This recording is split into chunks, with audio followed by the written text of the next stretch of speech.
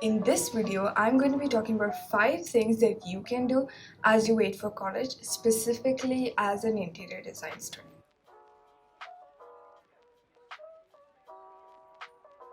The first thing that I recommend you guys could do is to draw, and specifically try to start learning about perspective drawings.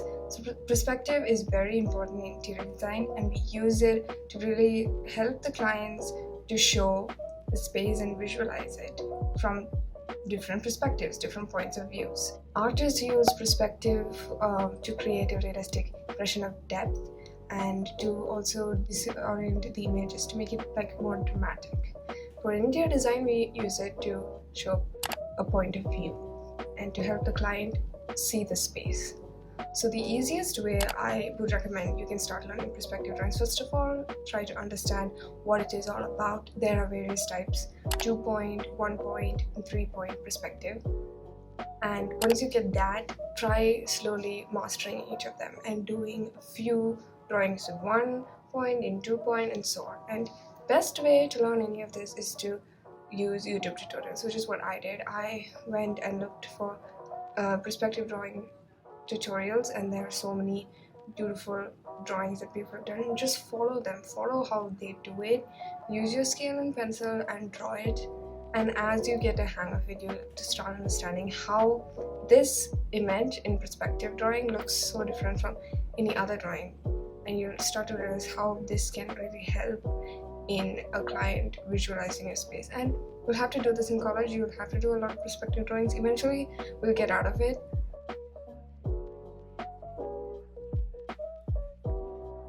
The next thing that I recommend you guys to do is to do just anything creative. Anything creative.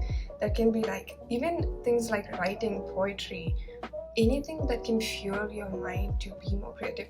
Interior design is such a creative space. You need to have that creative mind. And sometimes you might be like, I'm not that creative, I can't do it. You can build, you can help yourself to be more creative, and that's by doing more creative things. Do crafts, make things, do knitting, do stuff with loom bands. I remember people used to do that a lot with loom bands. And what else? You can make collages. I used to do that a lot when I was in school in younger grades, and I really want to fill my sketchbook up. So fill your sketchbook up with not just drawings but more creative ideas like collages or paintings. You don't need it to be like this perfect book just only drawings, which is what I had this idea of. So I started putting other different things in it, basically just fueling your creativity. Try to use different mediums like acrylics, posters, watercolors. Try to do doodling. Try to just discover yourself, your creative side through different ways.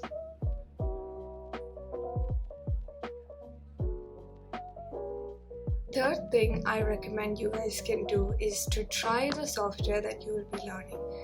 Some of the software that you're going to learn are like SketchUp, 3D Max, Revit, and you can purchase them and watch YouTube tutorials that explain exactly how to use them, and sort of slowly do small projects, do tutorials, and get a hang of how to do it. You don't need to become a master before you start college, but having a grasp and already knowing what it is before your peers will definitely keep you a step above them. So what I did personally is I purchased SketchUp, which I found to be the most fun out of all the software and a bit more simpler, but it wasn't that simple. It was a bit difficult, but I purchased it and started seeing tutorials, and I did small things like making a house, a small room, and just getting an idea of how what each thing in SketchUp does, how to make a rectangle, and how to make it in three, like a cuboid and things like that. Just these small things as you get a hang how to use the orbit tool. It was quite difficult, to get the proper view and to position things.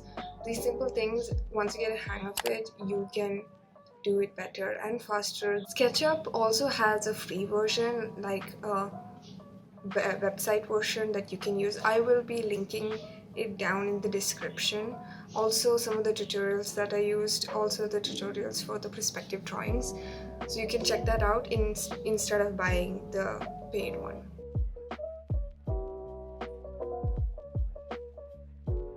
The fourth thing I recommend you guys is to make mood boards. Mood boards are an arrangement of images, text, materials that are used to invoke or show a style or a concept that you're trying to go for in this project. So interior designers use to help visualize the style of the space and help clients to see what we are trying to do as a designer, and if that's what the client also wants. You can make mood boards easily using things like PowerPoint and just put pictures that are relating to the design style that you're going for. Obviously, we are not in college yet. This is for people who are, going to start.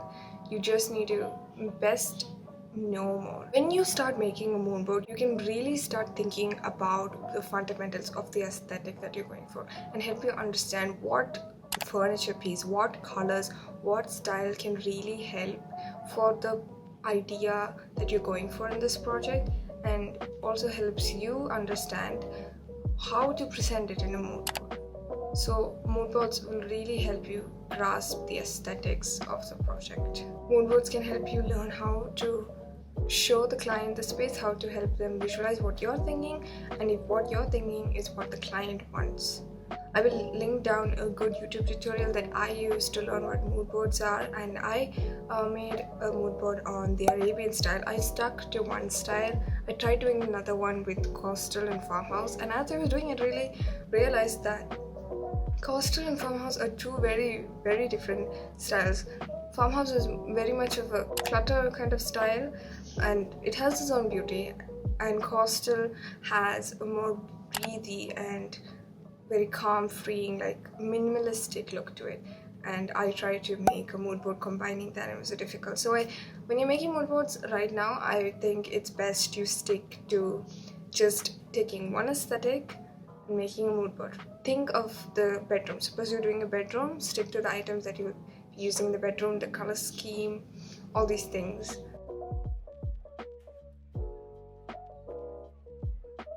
The fifth and last thing that I recommend you guys can do is to just learn about the various aesthetics. The thing that really got me into this interior design is all the beautiful different aesthetics, and it's important as a designer to appreciate everything. It might not be a specific personal style, but to be able to appreciate it and understand how you can deliver that style is important, because your client might like something that you don't like, but you need to give it to them.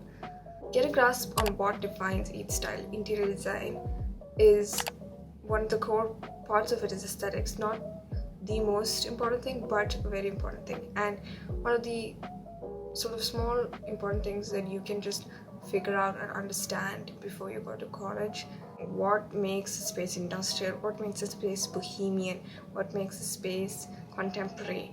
Just knowing those defining things. In farmhouse, you can see they use a lot of shiplap, whitewashed wood. They use certain types of plants, and certain decor is there specific to a specific style. I hope you guys found this video useful and enjoyed it. If you did, please leave a like. I will be posting more videos about interior design and specifically what it is like to be a college student for interior design. Bye!